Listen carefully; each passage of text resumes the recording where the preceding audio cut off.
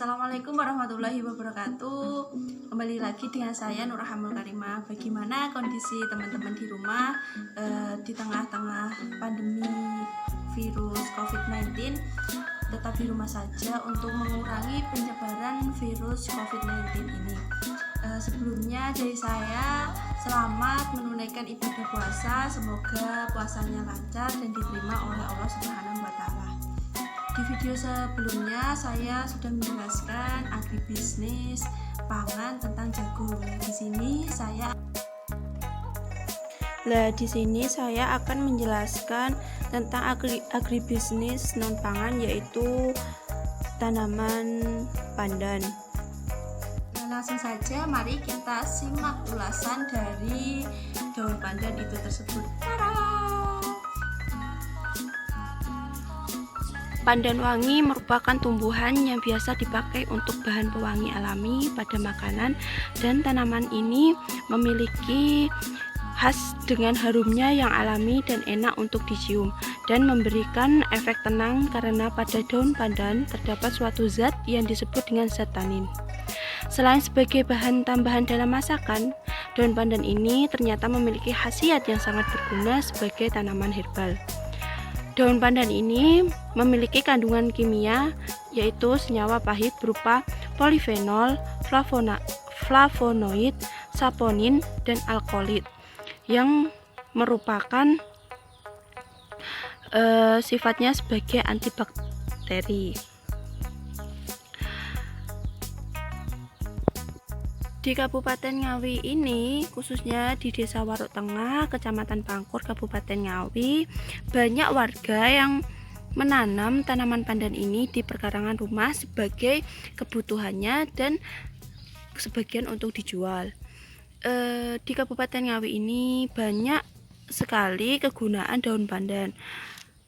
Salah satunya sebagai kerajinan tangan, yaitu membuat kerajinan daun pandan untuk dijadikan tikar dari daun pandan.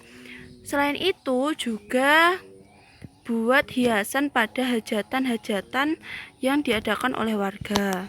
Tentang agribisnis non pangan, yaitu pandan wangi di Kabupaten Ngawi. Langsung saja, yang pertama yaitu permintaan dan produksi daun pandan wangi.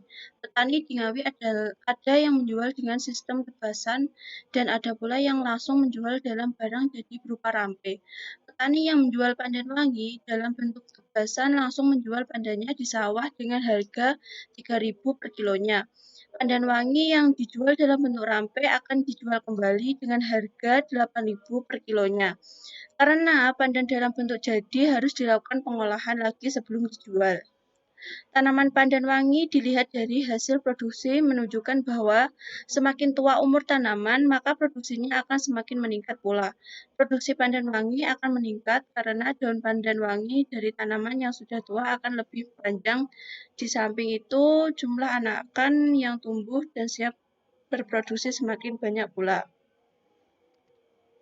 Yang kedua, potensi dan produksi pasar di tengah kondisi COVID-19.